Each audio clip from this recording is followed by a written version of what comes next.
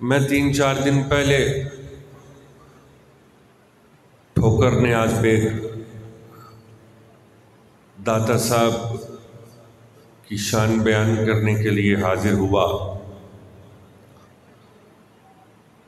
और मैंने अर्ज़ की कि अफ़गानिस्तान गज़नी मोहल्ला हुजवेर नन्हेहाल जल्लाब से कामिल मुर्शिद की तलाश में दाता साहब होने के बावजूद शाम तक चले गए। आज कुछ लोग हमें कहते हैं जी मुर्शिद पकड़ने की क्या ज़रूरत पेश आ गई, शारक से भी करीब रब उसको पुकारो। तो मैं यही अर्ज़ करना चाहूँगा, मौलवी साहब आप दाता साहब से ज़्यादा समझदार तो नहीं ना है। अगर दाता साहब को दाता साहब होने के बावजूद मुर्शिद की तलाश है और उनकी ज़रूरत है, तो फिर मैं और आप तो किसी खेत की मूली नहीं है ना जी। और फिर मैंने अर्ज़ की कि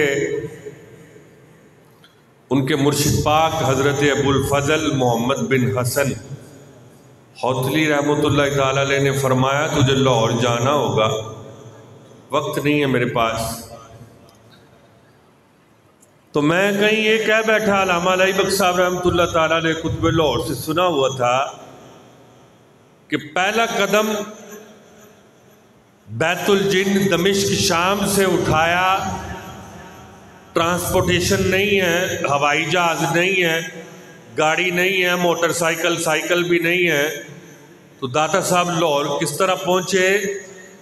पहला कदम बैतुल जिन्न दमिश्क शाम से उठाया, दूसरा कदम रावी के किनारे पर नजर आता। आजकल ये सोशल मीडिया का दौर है, आपने भी एक मौलवी साहब को देखा होगा, वो दाता साहब पर एतराज़ करते हैं और जेलम में वो बैठे हैं किसी कमरे में, कमरा भी उनका है जी, मोबाइल भी उनके हैं, बंदे भी उनके हैं, रिकॉर्डिंग भी उनकी है और वो अपने हुजरे से बाहर भी नहीं निकलते। तो उसको सुनने वाला कोई चेला बैठा था, कहने लगे जी ये कैसे हो सकता है, हमारे मिर्ज़ा साहब ने फरमाया कि ये झूठ है। मैंने कहा अपने मिर्ज़ा को कह देना तमाम अंबिया में सबसे अफजल हमारे आका हैं, सबसे अफजल दामाद हमारे आका के दामाद हैं, सबसे अफजल बेटियां हमारे आका की बेटियां, सबसे अफजल सहाबा हमारे आका के सहाबा और सबसे अफजल औलिया हमारे आका के औलिया हैं उम्मत के। तूने लगता है कुरान और हदीस पढ़ा नहीं।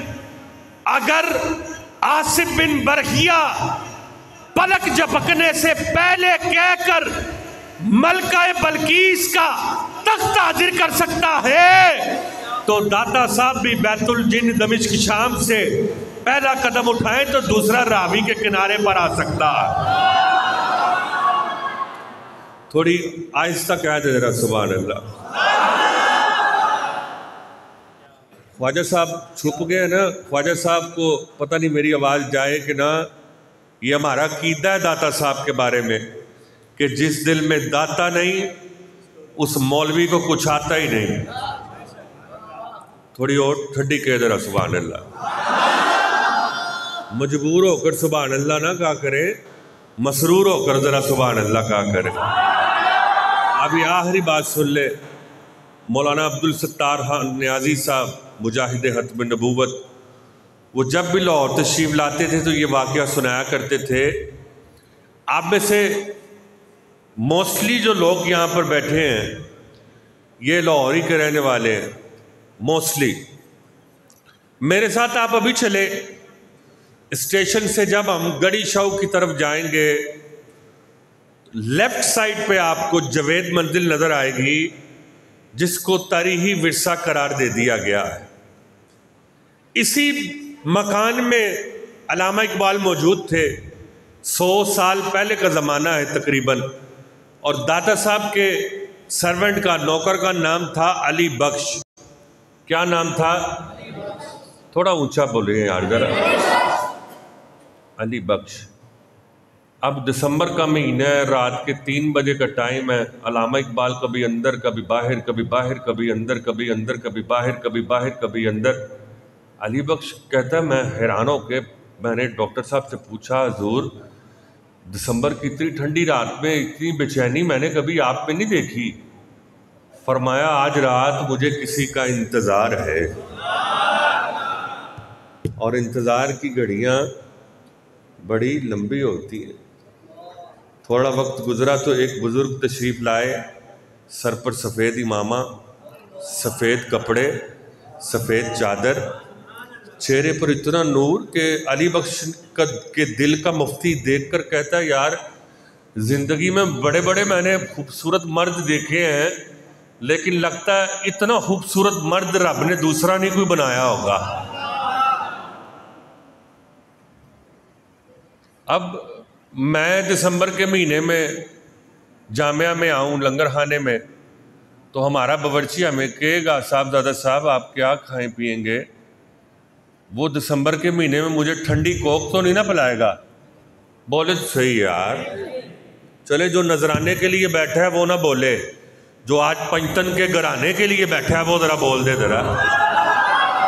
भाई कॉमन सेंस की बात है, वो मुझे ठंडी अल्लामा साहब कोक नहीं पिलाएगा जी, ठंडा रूह अफ़ज़ा भी नहीं पिलाएगा, या इसमें और चीज़ें ऐड कर ले, वक्त नहीं है। वो मुझे पूछेगा, साहबजादा साहब हज़रत साहब की वजह से सारी इज्जत ही इनकी वजह से है। वो कहेगा, यहनी पिलाऊं, कहवा पिलाऊं, चाय पिलाऊं जी, या इस किस्म की कोई और चीज़ गरम। अब अली बख्श कहता है, इकबाल ने पूछा, सर आपकी क्या खिदमत की जाए?